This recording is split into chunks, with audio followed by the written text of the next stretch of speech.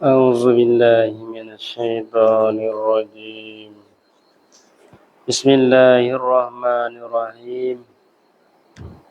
الحمد لله رب العالمين والصلاة والسلام على أشرف الأنبياء والمرسلين وعلى آله وصحبه أجمعين سبحانك لا علم لنا إلا ما علمتنا إنك أنت العليم الحكيم ولا حول ولا قوة إلا بالله العلي العظيم الحمد لله ก่อนอื่นก็พวกเรานะชูกรขอบคุณกับอัลเลาะห์ซุบฮานะฮูวะตะอาลานะอัลเลาะห์ได้ไว้ชีวิตพวกเราให้เราได้มีโอกาสได้เก็บเกี่ยวเสบียงวันอาคิเราะห์ชีวิตของเราหลังจาก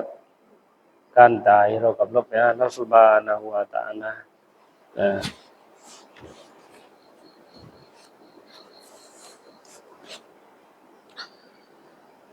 ซึ่งเราเรียนอยู่หน้าที่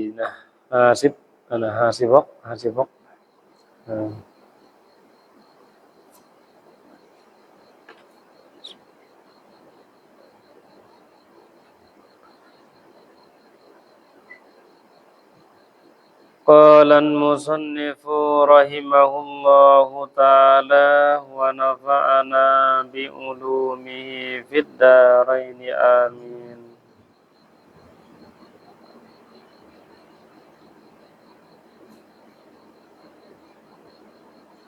إني جمعت في هذه الرسالة ألفاظا مختصرة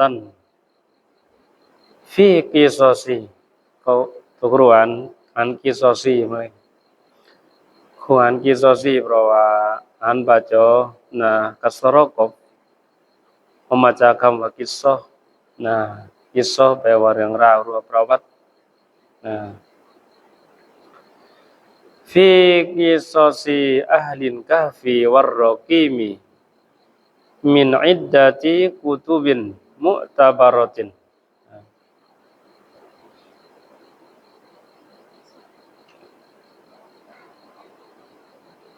Inni jama'tu fi hadhihi risalati anfazan muktasaratan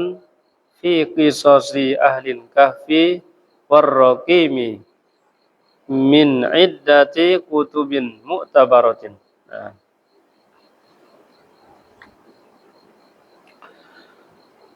bahwasanya aku นี่ค่อยบอกก่อนว่าหนังสือนี้นะว่าชื่อหนังสืออะไรนะชื่อหนังสืออะไรหลังจากที่ว่าเขาบอกเลยว่าหนังสือนั้นชื่อนั้นชื่อนี้ที่เขาก็จะเล่าถึงประวัติเรื่องประวัตินี้แหละอัศฮาบุลกะฟีวัรรอกีมไปได้มั่งคนชาวตำชื่ออะไรมั่งเดี๋ยวรายละเอียดของมันbahwasanya akuหมายถึงมุซันนิฟคนแต่งหนังสือนี้แหละhimpunkan di dalam risalat ini แท้จริงแล้วข้าพเจ้าได้รวบรวมไว้ในหนังสือเล่มนี้นี่คำว่าริซาลัตนั่นคือหนังสือนั่นแหละเดิมมันจดหมายริซาลัตตรงนี้คือหมายถึงว่าหนังสือข้าพเจ้าได้รวบรวมไว้ในหนังสือเล่มนี้นั่นakan beberapa lafaz perkataan yang pendek แค่ว่าฉันได้รวบรวมไว้ในหนังสือเล่มนี้หลายๆคำบรรยายหลายๆคำพูดหลายๆคำพูดยังเป็นได้ที่ว่าสั้นที่มันรวบรัดหลายๆคำพูดที่ว่ามันรวบรัด pada menyatakan beberapa cetara ahlin kahfi warraqimi ที่มันจะอธิบายในเรื่องราวชี้แจงอธิบายเรื่องราวประวัตินะคำว่าจัตตารอนี่คือหลายๆบิบราปอละประวัติเรื่องราวของนี่แหละชาวธรรมนี่อัศฮาบุลกาฟีวัรรอกีมนี่นะถึงเราค่อยไปมันแต่ว่าเราค่อยไปรู้รายละเอียดว่าเขาจะบรรยายอะไรวัรรอกีมแต่ว่ารอกีมนั้นอะไรหมายถึงอะไรนะแต่ว่าได้รวบรวมนั้นdaripadaนี้นะมันตาโลกไปที่หิมปนกันแต่ว่ามุสลิมอุลามะว่าข้าพเจ้าได้รวบรวมไว้ในหนังสือเล่มนี้นะแต่ว่าละลายคำบรรยายนะที่สั้นๆนั้นนะเรื่องประวัตินี่แหละชาวธรรมนี่จะร่วมไว้นั่นนะจะหิมปนกันนั้นนะหิมปนนั้นdaripada bilangan beberapa kitab yang bilangkan diyokan beberapa kitab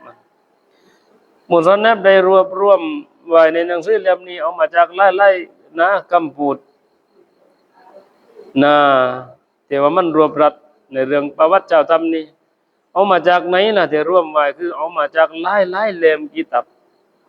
คำว่าbilanganนี่คือเอามาจากหลายๆเล่มหนังสือที่เอามารวมไว้ในตรงนี้จากหลายเล่มกิตับไหนกิตับที่ว่าkama dibilangkan ni ke yang diiktibarว่าyang dipegang segala ulamaคือเอามาจากหลายเล่มกิตับแต่ว่าเขานิยมกันแต่ว่าอุลามะก็ได้ยึดถือนะแกก็เอามารวมไว้ในตรงนี้หนังสือเล่มนี้wa sammaituha ad-durrul basim nah basimah nah ad-durrun basim wa sammaituha ad-durrun basim fi ashabin kahfi warraqimi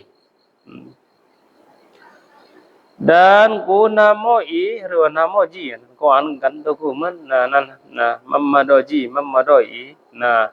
dan ku namoi akan dia akan risalat ini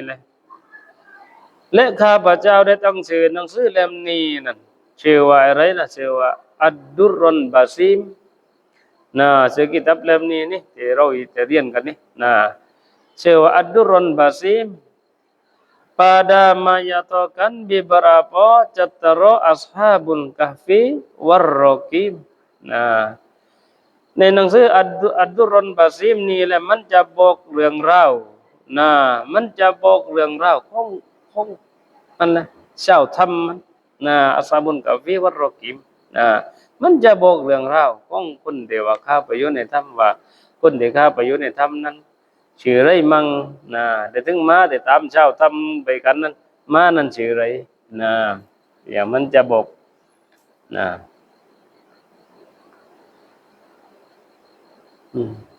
Ja'alahallahu khalisatan liwajhihil karim wala haula wala quwwata illa billahil aliyyil azim. Allah akan risalat ini semata-mata bagi zat Allah yang maha mulia แล้วก็มุสลิมว่าขอให้ในการที่เขาเรียบเรียงกิตับเล่มนี้ขึ้นมานั้นขอให้มันเป็นไปกับหนังสือเล่มนี้นี่หมายถึงว่าให้มันอิคลาสนั่นหมายถึงว่าคือเพื่ออัลเลาะห์นี่เพื่อสัตว์ของอัลเลาะห์คือหมายถึงว่าให้หนังสือเล่มนี้แต่แกกำลังมานี่ให้รวบรวมมานี่อย่าให้มันมีเป้าหมายอื่นนี่คือก็หมายถึงว่าให้อิคลาสเพื่ออัลเลาะห์สัตว์ของอัลเลาะห์สัตว์อัลเลาะห์นี่สัตว์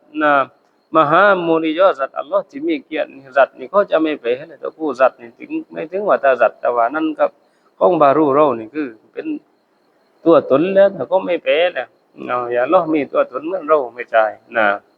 คือเขาจะว่าสัตว์จะตรงนั้นdan tiada daya dan upayaนี่แหละแปลความหมายของคำว่าวะลาฮาลาวะลากุวะตะอิลวะลาฮาลา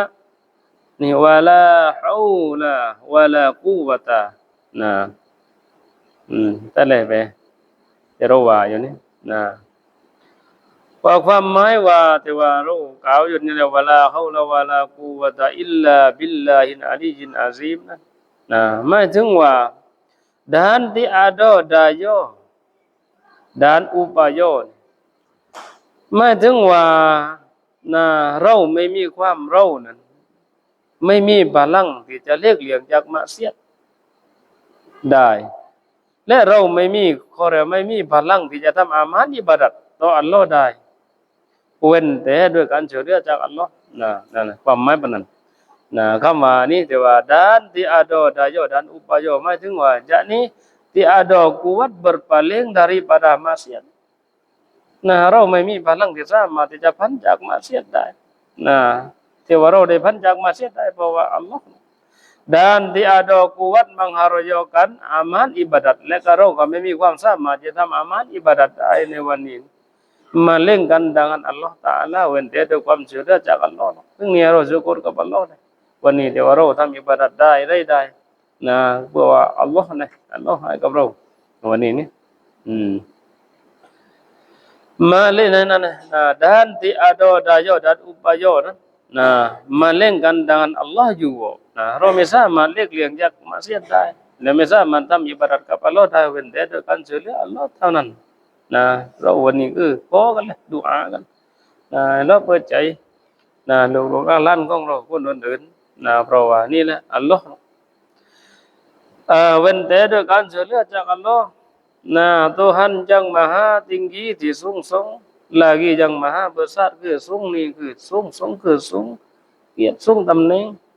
lek al jai ka jai jai kiat jai tầm neng mà Allah jai rằng jaiไม่ใช่เลยคุณลักษณะ Allah นั้นมันต่างจากสิ่งบารู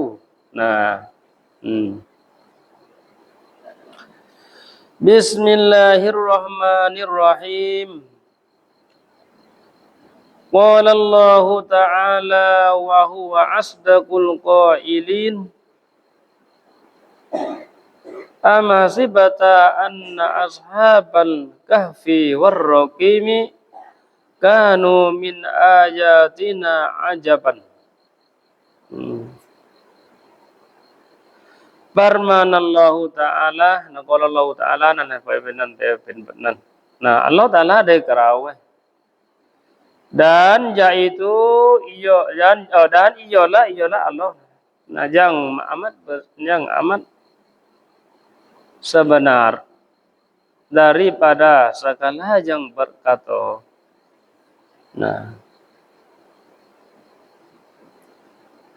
Allah นี่แหละว่านี่ความหมายว่าhuwa asdaqul qailin หมายถึงว่าคำดำรัสของอัลเลาะห์นั่นแหละจริงกว่าคนอื่นใดหมายถึงว่าอัลเลาะห์นั่นแหละคือเป็นผู้ที่พูดได้ถูกต้องที่สุดจากบรรดาผู้ที่พูดแต่ว่าอัสดะกุลกออิลินหมายถึงว่าคำดำรัสของอัลเลาะห์นั้นจริงกว่าคนอื่นใดอะไรนั้นอัลเลาะห์นั้นคือจริงที่ถูกต้องจากบรรดาผู้ที่พูดหมายถึงว่าอัลเลาะห์เป็นผู้ที่พูดได้ถูกต้องที่สุดจากบรรดาผู้ที่พูดแต่ว่าsifat kalam Allah นั้นไม่เหมือนเราsifat Allah นั้นคือ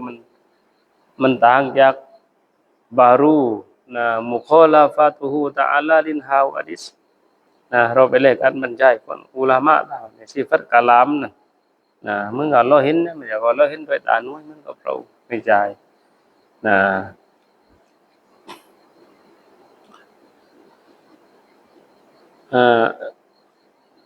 Firman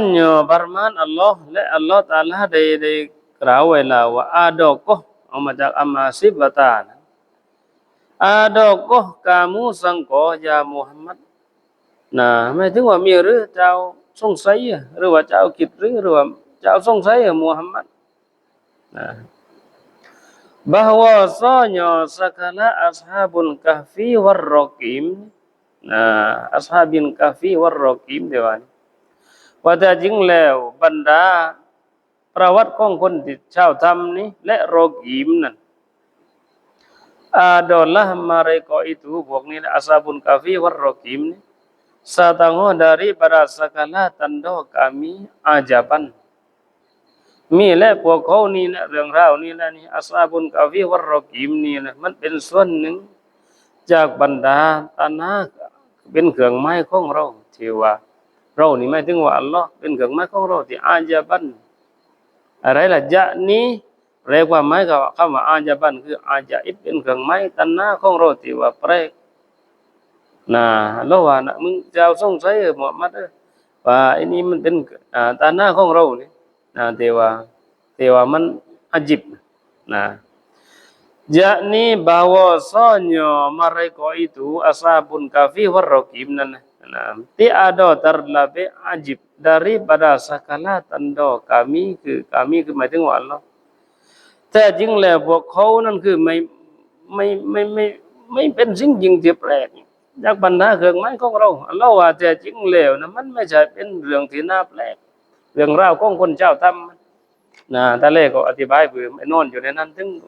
อยู่ดาวดอยได้นอนอยู่ในถ้ำมันอืมรายละเอียดมันแล้วว่านั้นไม่ใช่เป็นแค่แต่จริงแล้วมันไม่ใช่เป็นเรื่องที่น่าแปลกนะเรื่องของเจ้าทำนั่นนะในนี้มันเป็นสิ่งซึ่งอำนาจของอัลลอฮ์กุดรัตของอัลลอฮ์อีลัดไปตรงไหนมาตรงนี้คือมาก็bahwasanya barang yang dijadikanแท้จริงแล้วสิ่งที่ว่าอัลลอฮฺตะอาลาสร้างอะไรdaripadaอธิบายคำว่า barang นั่นแหละสิ่งที่อัลลอฮฺสร้างนะอะไร daripada segala lahir นี่อัลลอฮฺว่าแท้จริงแล้วสิ่งที่อัลลอฮฺตะอาลาสร้างจากบรรดานี่แล้วชั้นฟ้าด้านภูมิและกับแผ่นดินนี่อัลลอฮฺสร้างฟ้าสร้างดินไอ้นี่นะ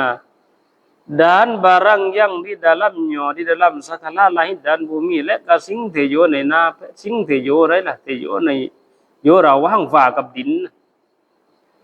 sekaliannya ทั้งหมดนั้นคำว่า sekaliannya itu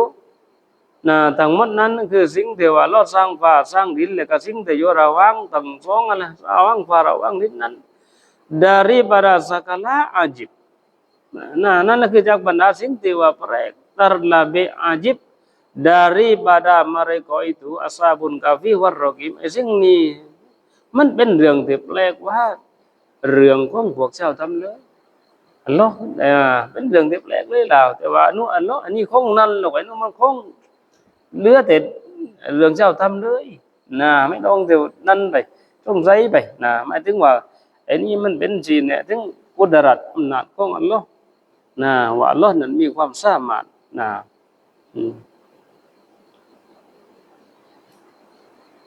kata ahlu tafsir